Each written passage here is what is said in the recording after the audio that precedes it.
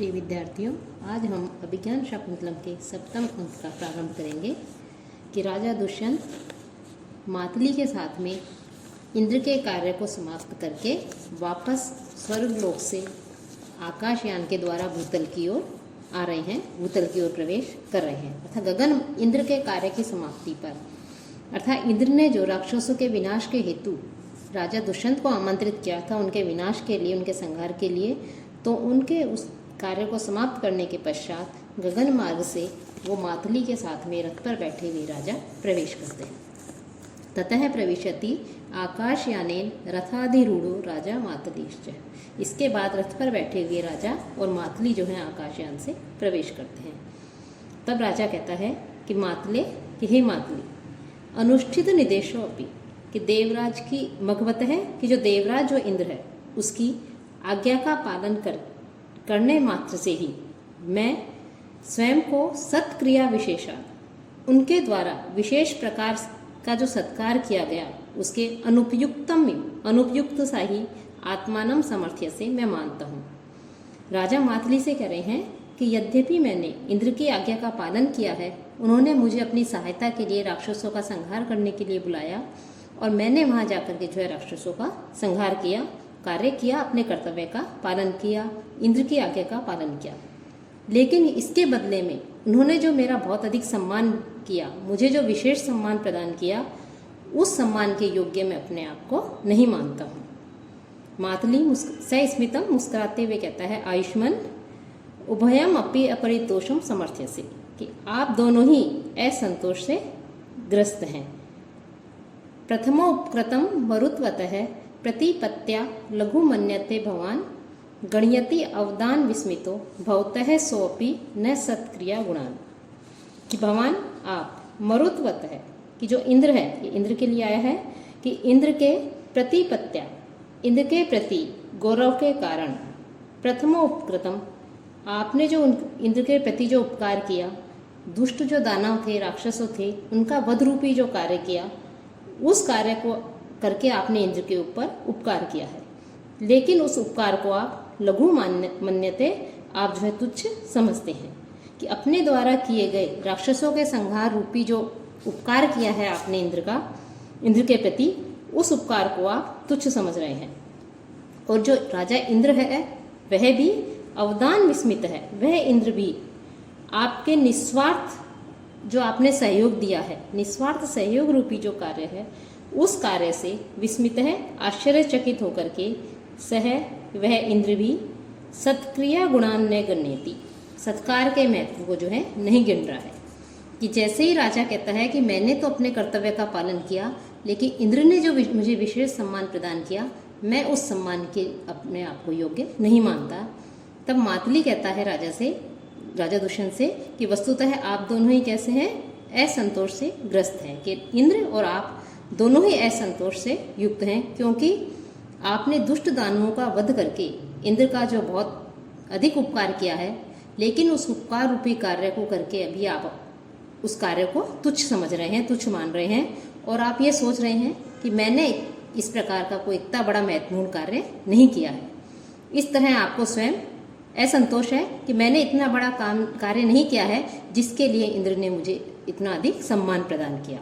और दूसरी ओर आपके निस्वार्थ सहयोग को देखकर इंद्र ने जो आपका सत्कार किया है और आपके प्रति जो नम्रता, अभिमान रहितता अर्थात निरभिमानशीलता आदि गुणों का जो प्रदर्शन किया है, वो उसे आपके प्रति तुच्छ मान रहे हैं।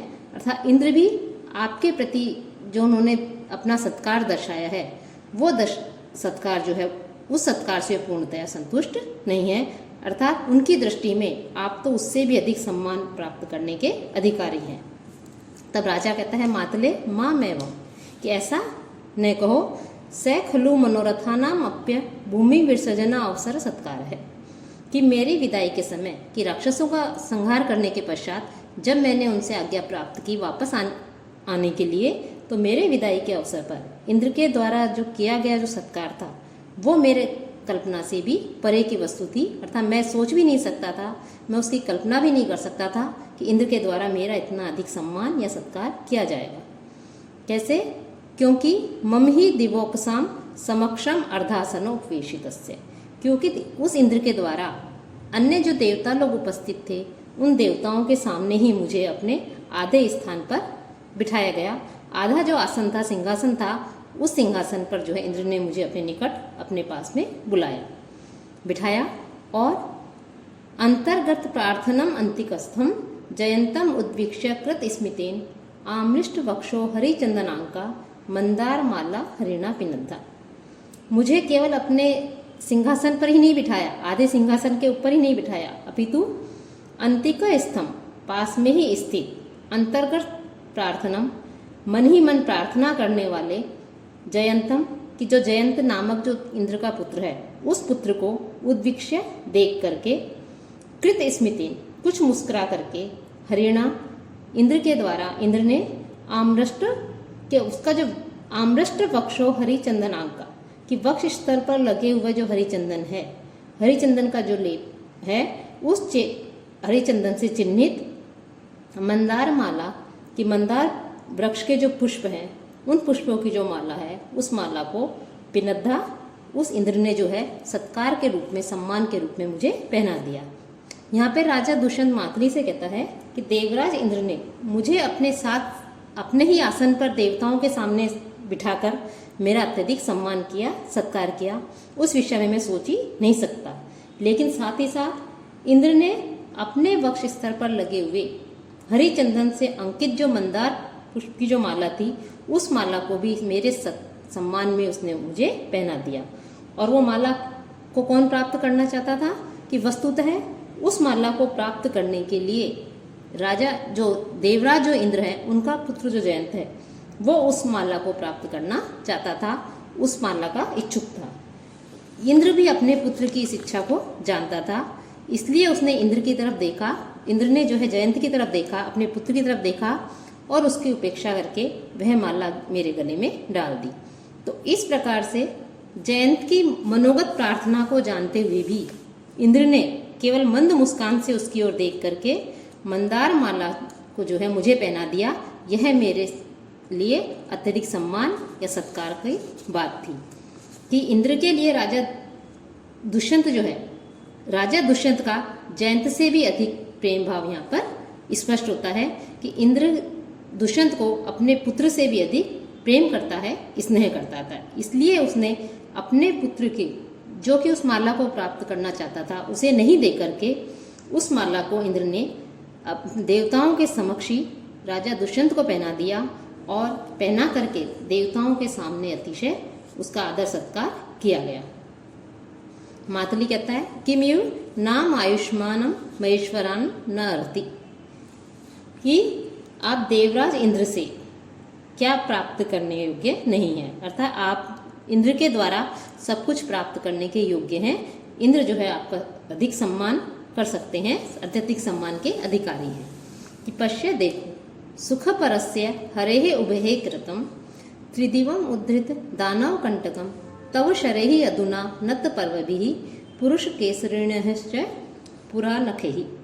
अधुना कि इस समय नत पर्वभि गांठों पर झुके हुए, नत पर्वभि गांठों पर झुके हुए, तव शरेहि आपके जो बाण हैं उन बाणों के द्वारा, पुरा कि प्राचीन काल में, नत पर्व भी और प्राचीन काल में गांठों पर जो है उन पर मुड़े हुए पुरुष केसरीण है कि जो नरसिंह अवतार है, उन नरसिंह अवतार रूपी जो भगवान हैं उनके नखे ही नाखूनों के द्वारा, उभय ही और इन दोनों ही के द्वारा सुख परस्य सुख उपभोगों में आसक्त रहने वाले हरे ही जो इंद्र है, उस इंद्र के त्रिदिवम तीनों इंद्र जो है उस इंद्र का जो स्वर्ग है, इंद्र के त्रिदिवम स्वर्ग को उद्धृत दानव कंटकम कृतम कि दानव रूपी जो कांटे हैं, कंटकम दानव रूपी राक्षस रूपी जो कांटे हैं, उन कांटों को आपने उखाड़ करके फेंक दिया, अर्थात उनसे रहित कर दिया।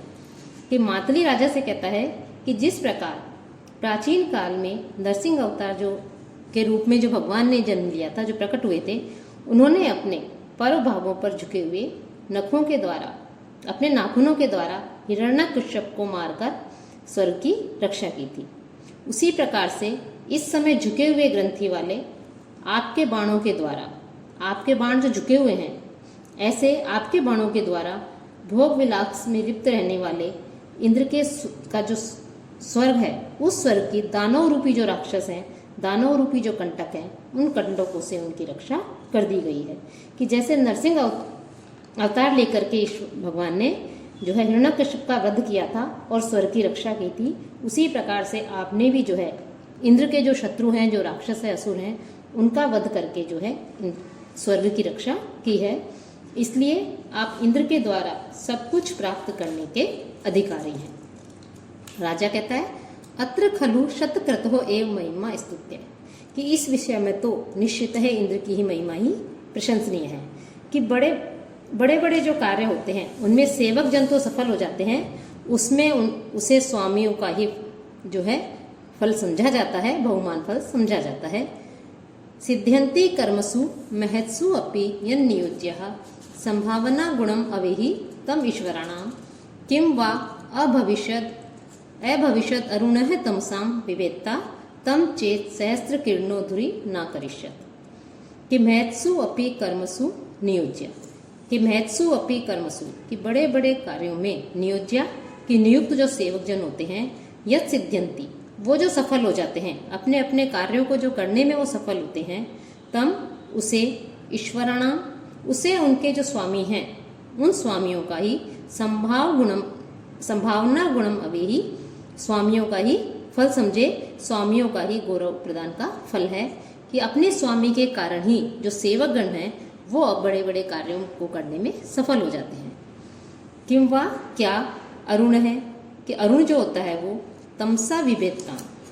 तमसाम विवेत्ताम कि अंधकार का नाश करता अभविष्यत हो सकता था। कि अरुण जो है सूर्य का सारथी कहा जाता है अरुण को। कि तो जो अरुण है क्या वो अंधकार का नाश करता हो सकता था, अंधकार को नाश कर सकता था। चेत यदि सहस्त्र किरण है, सहस्त्रों किरणों वाला जो सूर्य है वो तम धुरी न अकरिष्यत उसे अपने रथ के आगे नहीं करता। अर्थात जैसे ही राजा कहता है कि इंद्र ने मेरा बहुत अधिक सम्मान किया है, तो और मातली ने कहा कि आपने तो बहुत जो स्वर्ग की रक्षा की है, स्वर्ग को दानव रूपी कंटकों से रहित करके महान कार्य किया है।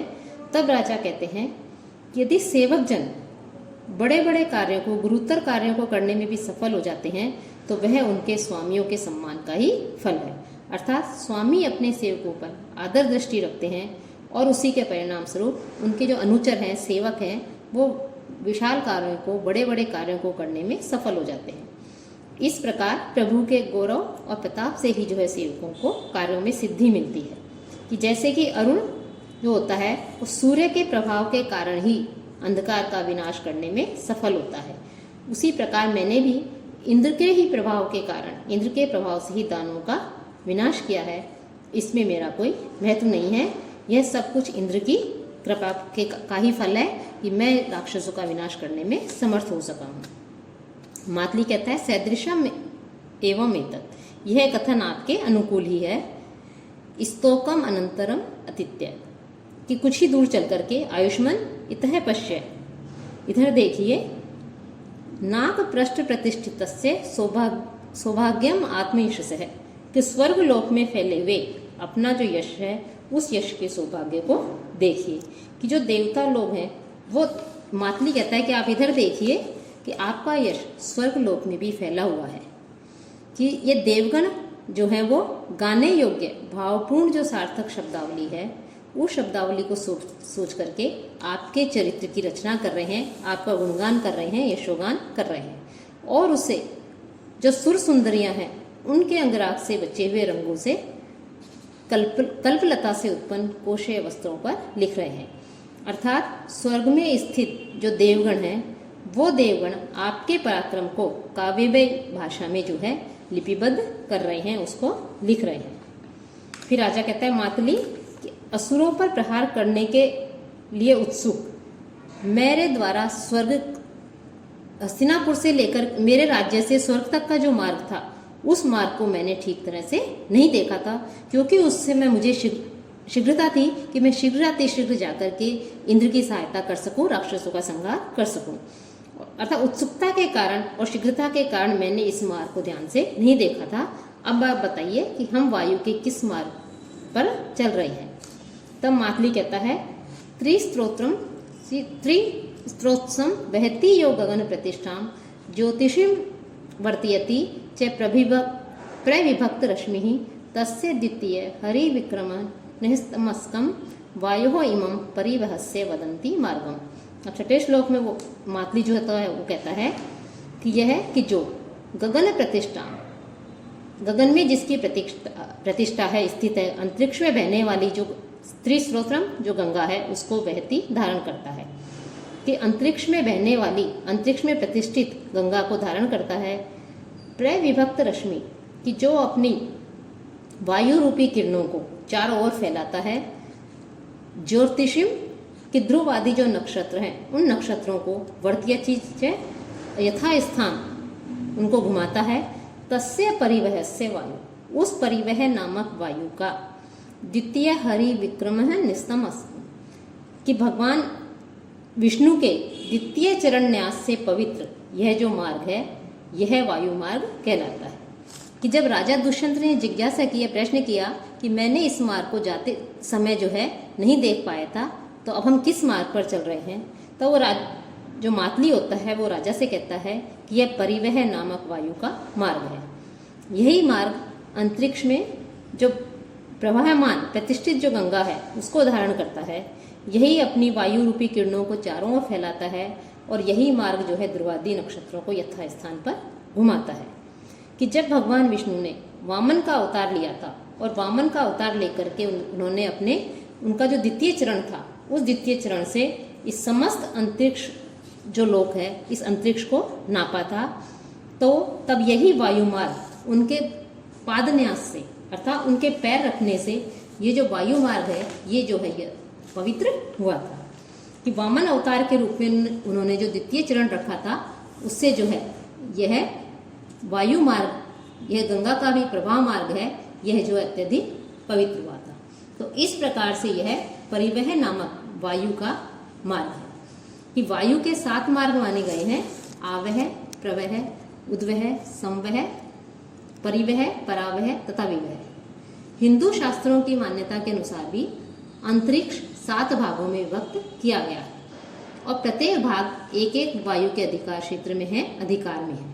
कि परिवह नामक वायु में सप्तर्षि, आकाशगंगा आदि आते हैं, कि जिसका वर्णन यहाँ पर ये जो मातली है वो राजा से कर रहे हैं। और द्वितीय परिवह है अर्थात द्वितीय चरण को रखने से, कि जब वामन रूपधारी भगवान विष्णु जिस त्रिलोक को नाप रहे थे तो उनका एक पैर आकाश में परिवह नामक वायु के क्षेत्र में भी पड़ा था। भगवान के पैर पड़ने से परिवह नामक वायु का क्षेत्र जो है वो अत्यधिक पवित्र हो गया और पाप विहीन हो गया, पाप से रहित हो गया। इस प्रकार से जो है वो कहता है कि हम परिवह नामक वायु का जो मार्ग है इस मार्ग की ओर चल रहे हैं।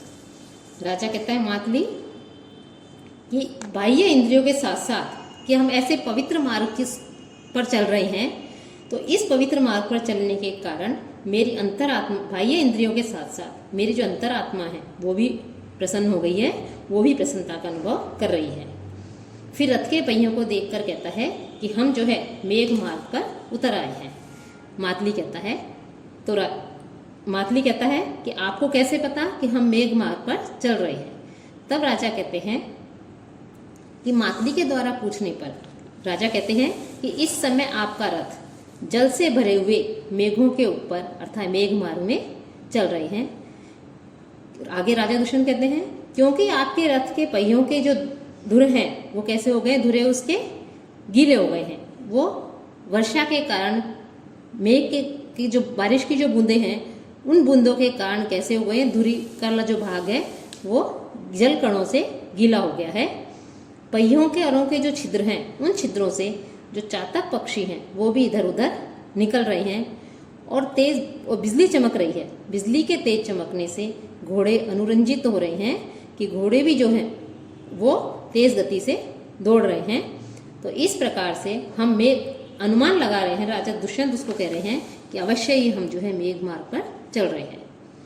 मातली कहता है कि क्षणाद आयुष्मान स्वाधिकार भूमो वर्तिष्यति, कि क्षण भर में ही आप अपनी अधिकार भूमि में अर्थात अपने राज्य में पहुंच जाएंगे। फिर राजा अधोअवलोक्य नीचे की ओर देख करके वेगात अवतरणात आश्चर्य दर्शन है संलक्षते मनुष्य लोक है कि वेग से उतरने के कारण मनुष्य लोक जो है वो आश्चर्यजनक सा दिखाई पड़ रहा है। शैलानाम अवरोहति इव शिखराद उन्मज्जताम वेदिनी पर्णाभ्यंतरलीनताम विजहति स्कंधोदयात पादपः संताने ही तनुभाव नष्ट सलीला व्यक्तिं भजन्ते आपगाः केनापि उत्क्षिपते पश्य भुवनम मत पाशम अनियते। राजा मातली से कहता है कि अंतरिक्ष से धरती पर अवतरण करते समय जैसे जैसे हम पृथ्वी की ओर आ रहे हैं वैसे वैसे ऐसे लग रहे है, ये पृथ्वी ऐसे लग रही है मानो पर्वतों के शिखर से नीचे की ओर उतर रही है। कि मेदनी उन्मज्जता कि पृथ्वी प्रकट होते हुए, उन्मज्जता कि प्रकट होते हुए, शैलानाम शिखरात पर्वतों के शिखर से मानो अवरोहती नीचे की ओर उतर रही है। पादपहा कि जो वृक्ष है वो स्कंधोदयात अपने तनों के दिखाई पड़ने से, पर्णाभ्यंतरलीनता पत्तों के अंदर जो छिपे हुए दिखाई दे रहे थे हमें ऊंचाई से ऊपर से, वो अब जो है अपने पत्तों के अंदर छिपे हुए स्वरूप को विजहती छोड़ रहे हैं, अर्थात उनके तने दिखाई दे रहे हैं और फैले हुए दिखाई दे रहे हैं। तनुभाव नष्ट सलीला सूक्ष्मता के कारण जिसका जल हमें अंतरिक्ष से जिसका जल दृष्टिगोचर नहीं हो रहा था, दिखाई नहीं दे रहा था, ऐसी जो आपगाह नदियां हैं वो अब संताप ही व्यक्तिम भजंती, वो जो है अब अपने विस्तार के कारण स्पष्ट प्रकट होती हुई हमें दिखाई दे रही हैं। हमें विस्तार के कारण प्रकट हो रही हैं नदियां दिखाई दे रही हैं। पश्य देखो उत्क्षिप्ता के नापी ऊपर को उछालने वाले, के नापी किसी के द्वारा, भुवनम की जो पृथ्वी लोक है उसे, मत पार्श्वम आनियते मानो मेरी ओर लाया जा रहा है। कि राजा जैसे ही स्वर्गलोक से धीरे धीरे पृथ्वी लोक की ओर आते हैं तो अंतरिक्ष लोक से धरती पर आते हैं, तो राजा कह रहा है कि जैसे जैसे हम धरती की ओर आ रहे हैं, पृथ्वी लोक की ओर आए हैं, पृथ्वी समीप आ रही है, वैसे वैसे यह पृथ्वी ऐसे लग रही है मानो पर्वतों के शिखर से नीचे की ओर उतर रही है। और पहले ऊंचाई के कारण, दूरी के कारण पेड़ों के तने पत्तों के नीचे दबे हुए दिखाई दे रहे थे, अस्पष्ट लग रहे थे, वे अब स्पष्ट रूप से जो है पेड़ों के तने दिखाई दे रहे हैं। नदियों की धारा भी पहले पतली और सूक्ष्म दिखाई पड़ती थी, पास में आने पर नदियों का जल भी विस्तृत दिखाई दे रहा है। विस्तार के कारण नदी भी जो है बड़ी दिखाई दे रही है, स्पष्ट दिखाई देने लगी है। इस तरह का दृश्य देखकर ऐसा प्रतीत हो रहा है मानो भूलोक को उठा करके कोई व्यक्ति जो है उस मेरी ओर धकेल रहा है, भूलोक को मेरी ओर भेज रहा है। इस प्रकार से देख करके लग रहा है कि हम जो है अंतरिक्ष से भूलोक के समीप आ गए हैं। तो इस प्रकार से यहाँ पर जो कवि हैं उन्होंने आकाशयान से जब राजा वापस पृथ्वी लोक की ओर आ रहे हैं स्वर्गलोक से, जो प्राकृतिक दृश्य दिखाई देता है उस प्राकृतिक दृश्य को जो है यहाँ पर उपस्थित किया गया है, उस प्राकृतिक दृश्य को प्रस्तुत किया गया है। इस प्रकार से यह वर्णन जो है अत्यधिक जो कवि हैं, जो लेखक हैं, उनके प्रकृति वर्णन की जो कल्पना शक्ति थी, उस कल्पना शक्ति का श्रेष्ठ उदाहरण माना जा सकता है। तब मातली कहता है साधु दृष्टम, आपने ठीक देखा, स बहुमानम अवलोक्य, विशेष आदर के साथ देख करके, अहो उदार रमणीय पृथ्वी, कि यह पृथ्वी विशाल और रमणीय है। राजा कहता है कि हे मातली, पूर्व और पश्चिम के जो समुद्र हैं उन समुद्रों तक फैला हुआ स्वर्ग की धारा फैलाने वाला जैसा संध्याकालीन मेघों की दीवार होती है, अर्गला होती है, उसके समान यह कौन सा पर्वत दिखाई देता है। अर्थात उन्हें एक पर्वत दिखाई देता है राजा को उतरते समय, तो कह रहे हैं कौन सा पर्वत दिखाई दे रहा है। तब मातली कहता है आयुष्मान, यह जो है कौन सा पर्वत है, हेमकूट नामक किन्नरों का पर्वत है और तप की पूर्ण सिद्धि प्राप्त करने के लिए यह उपयुक्त स्थान है। फिर कहता है पश्य देखो, 9वें श्लोक में कहता है स्वयंभुव भुवान मरीचि यह प्रबभू प्रजापति सुर असुर गुरु स अत्र स पत्नी कह तपस्यति। स्वयंभुवात मरीचि, ब्रह्मा के जो स्वयंभू हैं, मानस पुत्र हैं, ऐसे मरीचि है, महर्षि मरीचि से यह प्रजापति की जो प्रजा सृष्टा मारीच या जो कश्यप जो हैं वो प्रबभुव उत्पन्न हुए हैं। सुरासुर गुरु, सुर असुर देवताओं और असुरों के जो गुरु हैं, उनके जो पिता हैं वो स वो अत्र यहाँ पर स पत्नी कह, अपनी पत्नी कि देवों की जो पत्नी अदिति है उसके साथ में तपस्यति या तपस्या करते हैं, तप करते हैं। कि हेमकूट पर्वत के विषय में पूछने पर मातली राजा से कहते हैं कि ब्रह्मा के जो मानस पुत्र मरीचित थे उनसे प्रजापति महर्षि मारीच या कश्यप उत्पन्न हुए हैं, और वे ही कश्यप जो है असुरों और देवताओं के जनक माने जाते हैं। वे अपनी पत्नी अर्थात देवताओं की माता जो अदिति है उनके साथ में यहाँ पर तपस्या कर रहे हैं, यहाँ तप कर रहे हैं। तो इस प्रकार जो यहाँ पर जो है मारीच जो है उनसे सुर असुरों की उत्पत्ति बताई गई है, और अदिति को देवों की माता माना गया है कि वो जो है देवताओं की माता है। राजा कहता है कि ये यदि ऐसा है कि ये पवित्र आश्रम है तो हम इस आश्रम का उल्लंघन नहीं कर सकते, हमें इसका उल्लंघन नहीं करना चाहिए। कि प्रदक्षिणी कृत्य भगवंतम गंतुम इच्छामि, कि मैं भगवान जो मारीच हैं उनकी प्रदक्षिणा करके ही जाना चाहता हूँ। मातली कहता है प्रथम है कल्प है कि आपका श्रेष्ठ विचार है, हम उनका दर्शन करके ही चलेंगे। नाट्येन अवतीर्णो, ऐसा कह करके दोनों जो हैं उतरने का अभिनय करते हैं। राजा सविस्मय आश्चर्य के साथ में उपोड़ शब्दा न रथांग निमय है प्रवर्तमानम न च दृश्यते रज है अभूत स्पर्शतया अनिरुद्ध है तव अवतीर्ण अपि रथो न लक्ष्यते। कि अभूतल स्पर्शतया, पृथ्वी का स्पर्श न होने के कारण रथांग निमय है, रथ के पहियों के जो प्रांत हैं, जो धुर हैं, प्रांत भाग जो हैं धुर हैं, उन्होंने उपोड़ शब्द कि उपोड़ शब्दा ने शब्दों को प्रवर्ध नहीं किया, अर्थात उन्होंने कोई शब्द नहीं किया। रजहच है, और जो धूल है वो धूली भी प्रवर्तमानम न दृश्यते, उड़ती हुई दिखाई नहीं दी। अनिरुद्ध है, और लगाम ने खींचने से तव रथ है, तुम्हारा जो रथ है वो अवतीर्ण है अपि, भूमि पर उतरा हुआ भी न लक्ष्यते, प्रतीत नहीं होता है। कि जैसे राजा मातली से कहता है कि यद्यपि तुम्हारा रथ जो है अब भूमि पर उतर गया है, पृथ्वी पर उतर गया है, लेकिन पृथ्वी का स्पर्श न करने के कारण तुम्हारे रथ के धुरों से जो शब्द होना चाहिए था वह नहीं हो रहा है।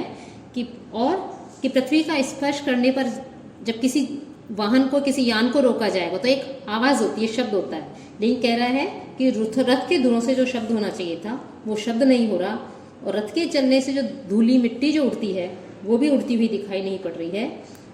यह रथ जो है धरती पर उतर गया है। और यद्यपि ये तुमने घोड़ों की लगाम नहीं खींची है, लेकिन फिर भी यह लगाम खींचने का तात्पर्य है कि उसको रोकना, तो लगाम नहीं खींचने से भी यह उतरा हुआ प्रतीत हो रहा है। अर्थात यह जो रथ है यह देवरथ है, और सामान्य रथों की अपेक्षा यह रथ कैसा है, विशिष्ट कोटि का है, विशेष प्रकार का है। तो यह रथ की विशेषता का वर्णन किया गया है। तब मातली कहता है कि यह जो है इंद्र के और आपके रथ में यही अंतर है। फिर राजा कहता है मातले कतमस्मिन प्रदेशे मारीच आश्रम, कि मारीच ऋषि का आश्रम कहाँ है। तब मातली जो है वो संकेत से उन्हें मातली ऋषि का आश्रम बताता है। कि आगे के व्याख्यान में देखेंगे कि राजा वहाँ उस आश्रम में जाता है और वहाँ उसका सर्वप्रथम राजा का जो पुत्र होता है उस पुत्र को राजा देखता है, उससे उसका मिलन होता है सर्वदमन से।